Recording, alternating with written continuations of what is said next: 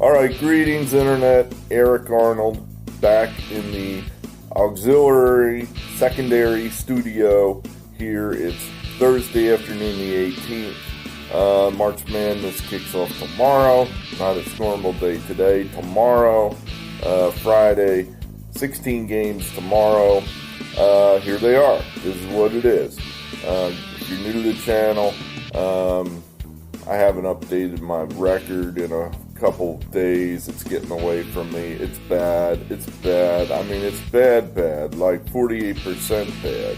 So that's our winning percentage. So we suck. Although I do think I have this sneaking suspicion that we've been so bad for so long that, man, at some point this is going to turn around. And when it does, it could turn around fast and hard. So, I just have this feeling maybe this is, wouldn't that be something? You suck the whole season. Hell, we've sucked this whole pandemic. I haven't had a winner since the world ended. But maybe, the NCAA tournament is where, and these are all going to be W's, maybe. Maybe. All right, here they are. Without any further ado. Pulling up my notes. All right, looks like all these games are in. It's a shame too because some of these venues that they're playing in would be really great. I mean, places to play a basketball game like the Indiana Coliseum, Hinkle Fieldhouse.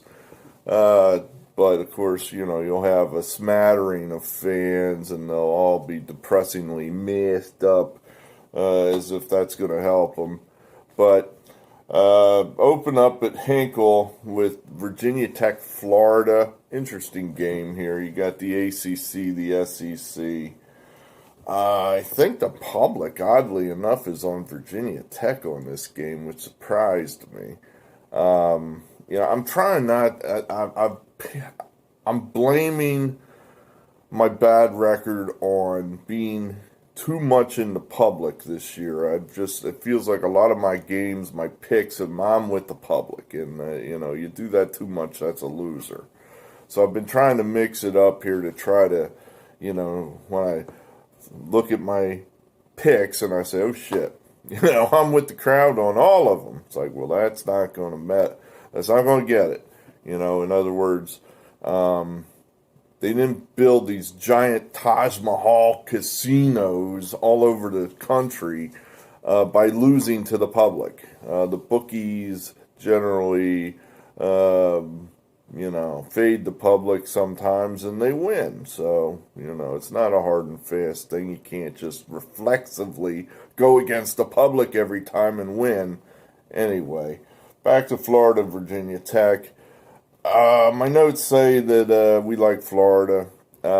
Just kind of think that they have a higher top end than Virginia Tech. Virginia Tech's best wins came at home. This game's not in Blacksburg. And then Florida, they had one win where it looked really impressive to me. They won at West Virginia. Nobody wins at West Virginia this year, but they did. So I'm thinking Florida has a higher top end than Virginia Tech. Even down the stretch, Florida struggled, but some of that I thought was excusable. They lost at home to a desperate Missouri team that needed to get that game to get into the tournament.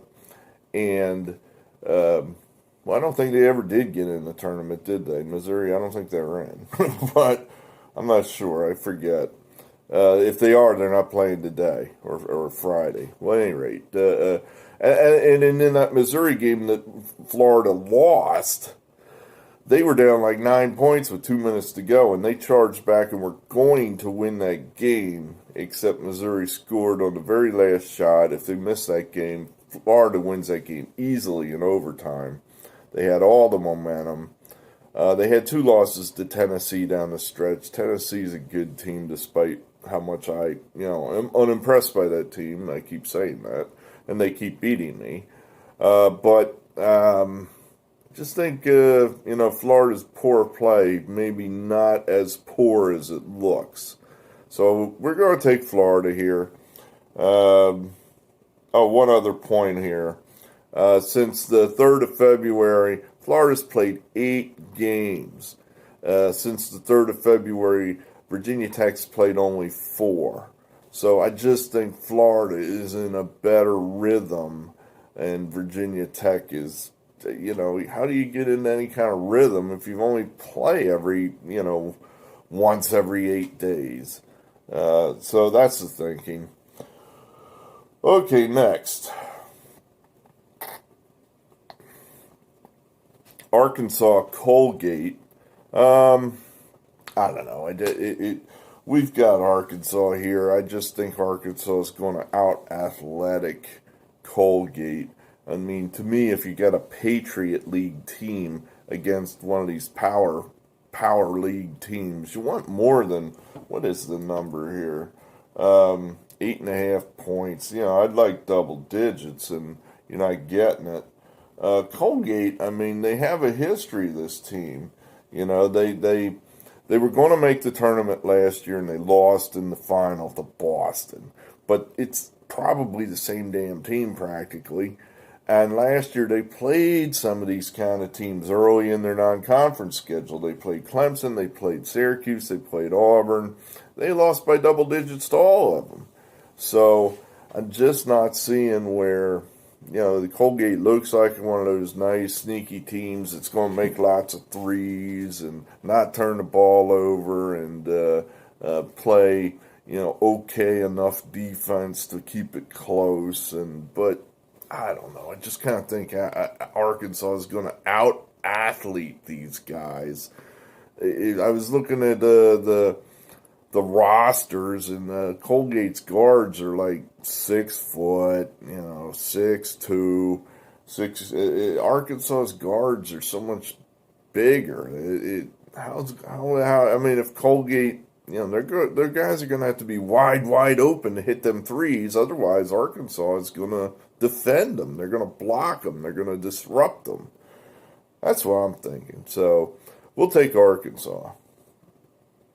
Oh, we got Drexel, Illinois, the Sports Barn. We're located in the eastern Pennsylvania area here, so we have to root for all these Philadelphia teams. And who knew Drexel was going to get in? Drexel, my goodness.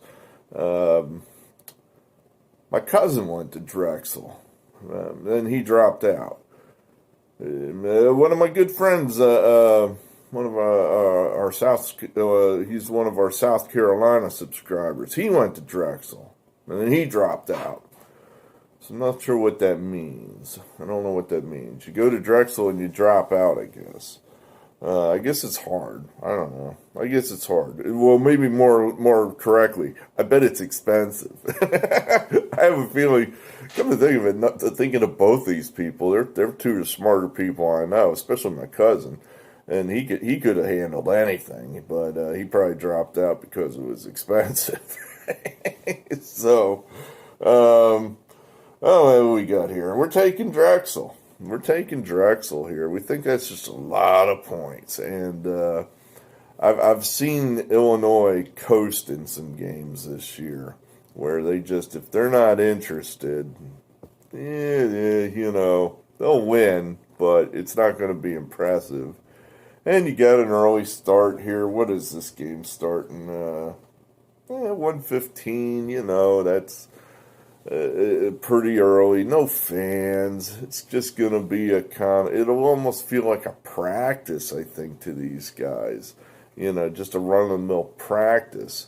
So it's going to be hard for Illinois to ramp up the energy and to get on one of those 15-0 runs where they're stealing and dunking and stealing and layups. And I just have a feeling it's going to be hard for them to get on a real run with this early kind of start. So we're going to take Drexel to hang around. I checked the scores. It seems like these colonial-type teams, they generally, they'll lose by 18, maybe 20. But, that's not too bad. We're getting, 22 and a half?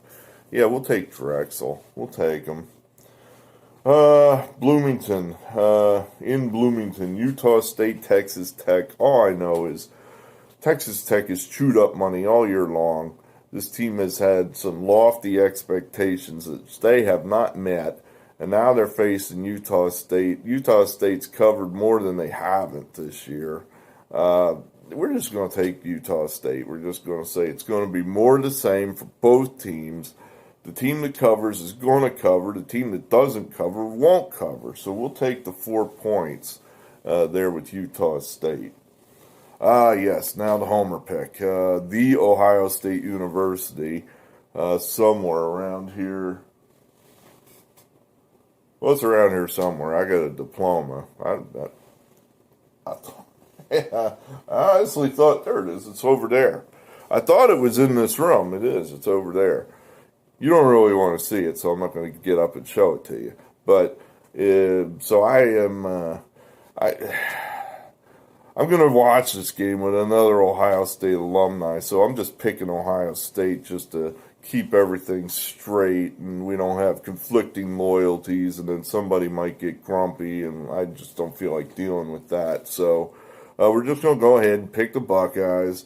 The Buckeyes are a sneaky team. I mean, that's a team that seems to cover more spreads than you think they would. You look at that team and you go, why is this team the number? Why are they a 2 seed? Where are the NBA players? Where's the excitement? But they just seem to get it done. I mean, I'm thinking about the game they played earlier in the year where they were, I think, a 20-point favorite against Morehead, who's in the tournament. They're coming up here soon, and they crushed them. It wasn't even close. Ohio State just scored and scored and scored and hit threes. And so Ohio State can shoot the 3, which could be key when we're laying 16 points here. So we're just going to take the Bucks. Take the Bucks. All right, what's next? Hartford Baylor. We're taking Hartford here. I actually feel pretty good about this game. Baylor has not quite gotten back in that real hot rhythm they had to start the season since their pause. Is that what it's called? A pause? I swear to God, when this season's over, there are a lot of phrases I never want to hear ever again. I don't want to hear new normal. I don't want to hear that ever again. Pause. The only thing, pause can go back to meaning what it used to mean. Pause. Like, I have to stop my whole season for 3 goddamn weeks. Screw that. No more pauses. But at any rate, Baylor hasn't played that well since they had to halt their season. They're playing okay, but they're not blasting people by 40 points. They only won by, I think, 6-8 points over a bad Kansas State team here at the end of their Big 12 schedule. So Baylor's okay. They're okay, and they probably do have another gear that they're trying to find right now. And, are they going to find it against Hartford? Maybe. But Hartford, remember where they're from. They're from the American East, or America East. So who's in the America East? Vermont.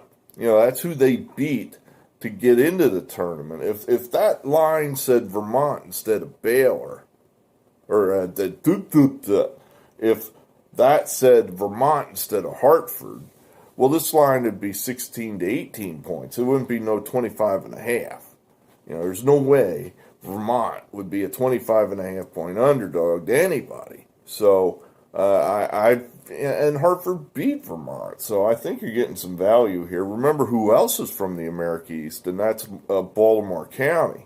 They beat outright. Beat them by 20 points, no less. Virginia, when they put the stats up, how many times does a 16 seed? Well, it happened once, and that was an America East team. So we're feeling pretty good catching 25 and a half points here with Hartford.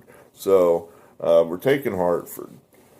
Georgia Tech, Loyola, well, here we go. COVID special. You couldn't go through, the opening day without COVID being in there somewhere, right? That's another word I never fucking want to hear ever again. COVID. Fuck that. Ugh. But Georgia Tech's best player has I don't even want to say he has the virus. He's tested positive. He's asymptomatic, which to me means he doesn't have the virus. It's like, are you sick? No. Well, then you're not sick. Then what are we doing here? But, instead now, this kid, he's a senior, so that'll be it. He can't play.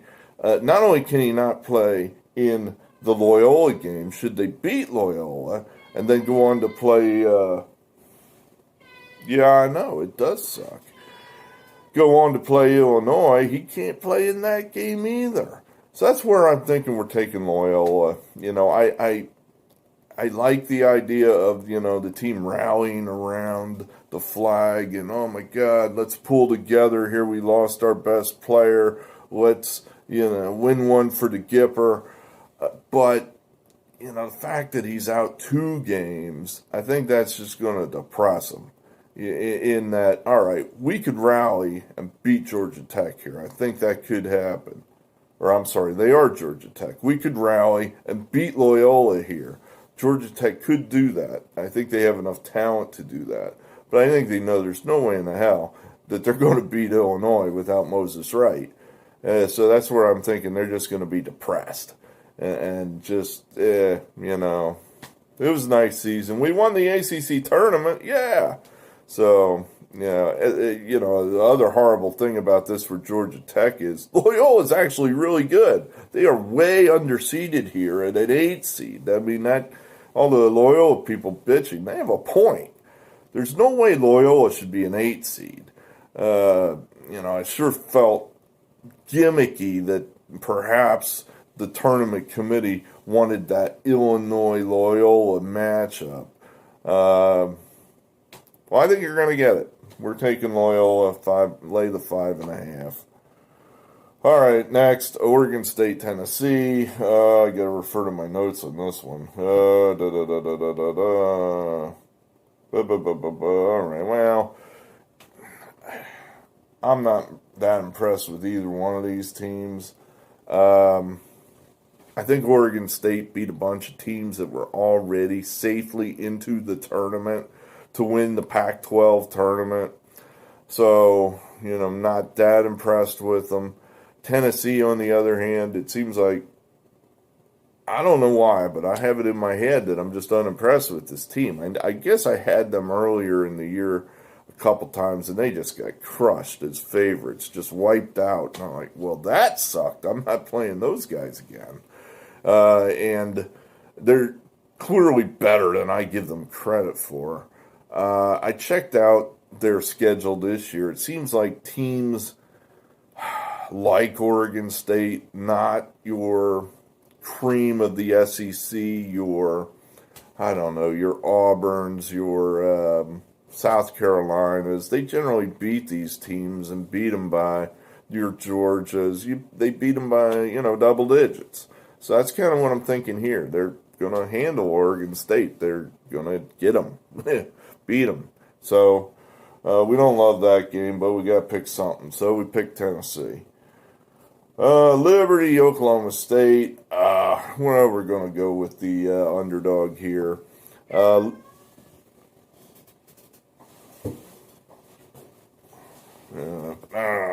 Liberty, they are, that's the Florida Gulf Coast Conference. Remember them that year they got on that run? They beat Georgetown, then they beat a couple other teams, and I think they made the round of 16. So, Liberty, that's one of those sneaky good teams that, and they're getting 7.5 here. I kind of think Oklahoma State, this is just a little bit of a curveball for these guys. They're used to playing these real powerhouse Big 12 teams and as underdogs, and now they're the favorites. I just think that might throw them just a little bit. So we're going to go ahead and take the 7.5 with Liberty here. I told you this was going to happen. That I was going to fill the bracket out, and then when I actually look at the games, I'm going to take different games that are than what were in my bracket. In my bracket, I'm certain I have Wisconsin, but I'm not taking them here. I want North Carolina. We're taking North Carolina. I'm not going to redo the bracket. That's just too much trouble. and we'll just leave it as is, and it'll be it'll just be one of those paradoxes, I guess. But I don't know. I just think North Carolina is better than Wisconsin. Wisconsin, that team looks like it's so good. I mean, as far as they have these veteran guys and they're all seniors and they played together for 4 years and they should be peaking and they're not. They're just not. They're not playing that well.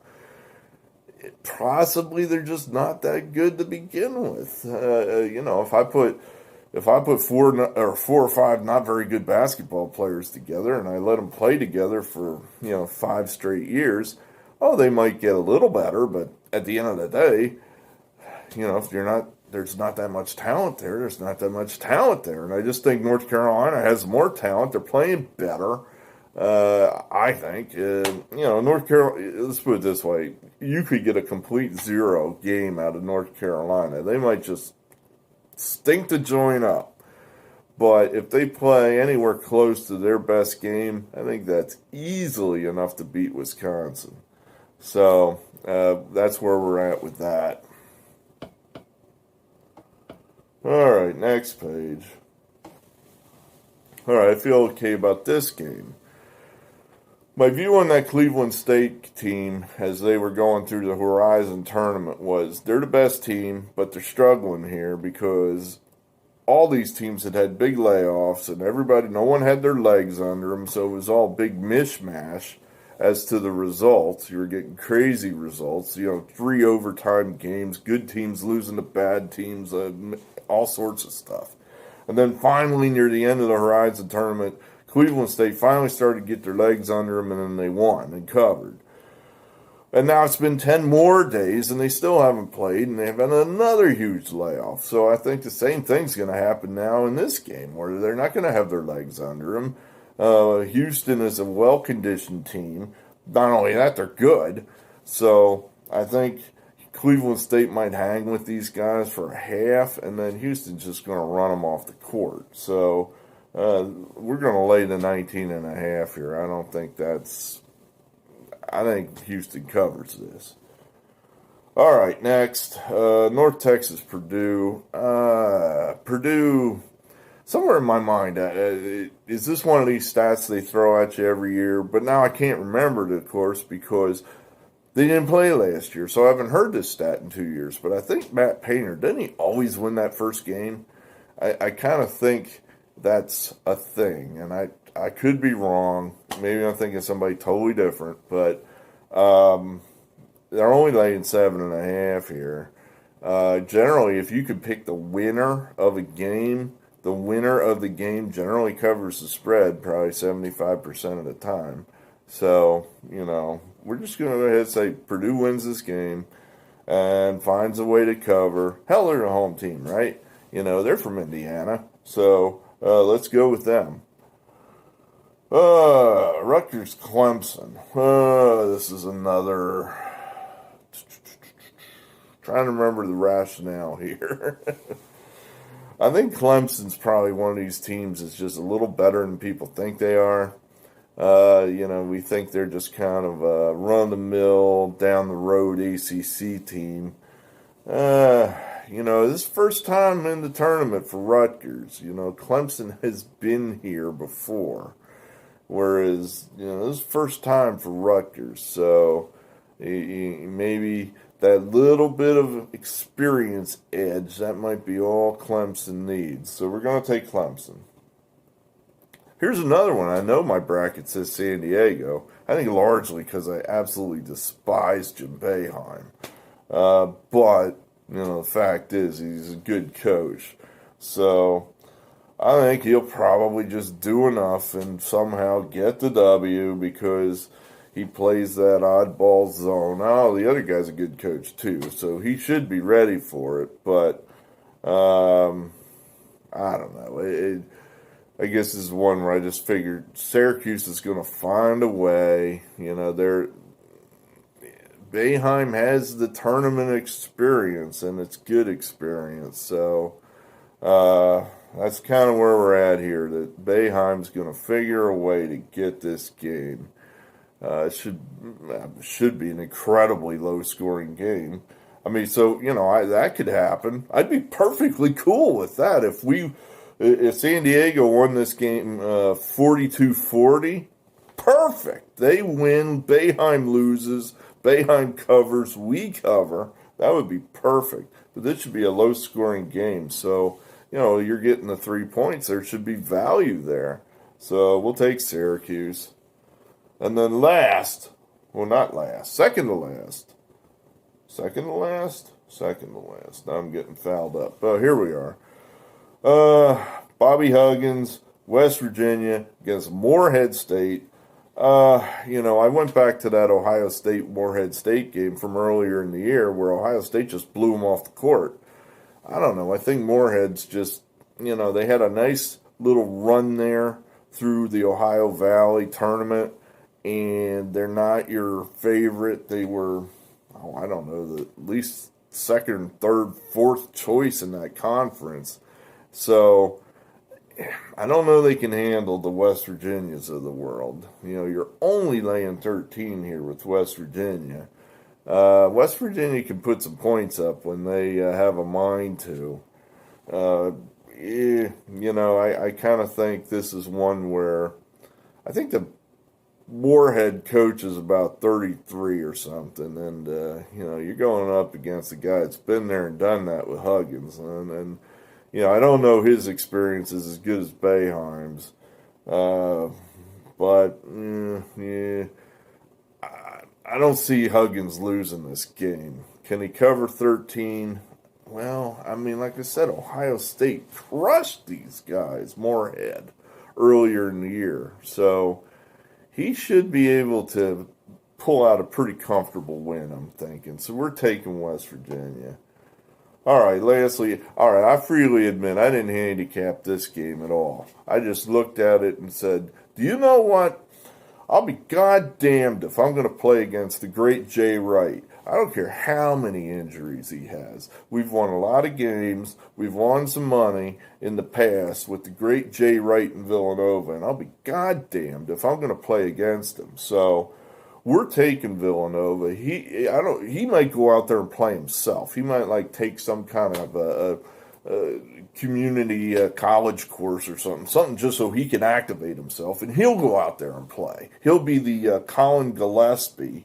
He'll be his replacement. He won't shoot or anything. He'll just be the coach on the floor, and it'll work. It'll look stupid, but it'll work because he's the great Jay Wright. He's going to do whatever it takes. Villanova wins this game. They cover the spread. They move on. That's how we're doing that. All right, so what was that? 16 games. Let's get some W's. It's going to be fun either way. It's going to be fun to watch some meaningful tournament play. It's been 2 years since we've had it. So let's get it. Let's do it. I can't wait. So Saturday's slate of games, the goal is we're going to try to get that up for you tomorrow morning. We're the barn is going on the road. We're packing our stuff and we're heading to the annual fantasy baseball draft.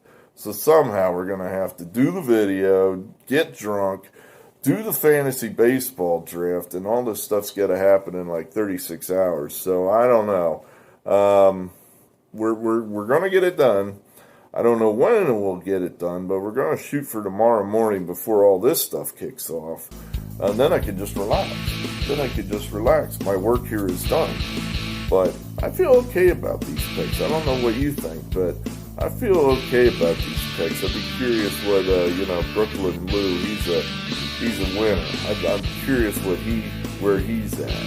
Or some of the other subscribers that, have got yet and know where to be. Anyway, well, thanks for being here. Good to see you. Hit the like button if you care to. And we'll see what happens. See you tomorrow. Eric Arnold, out.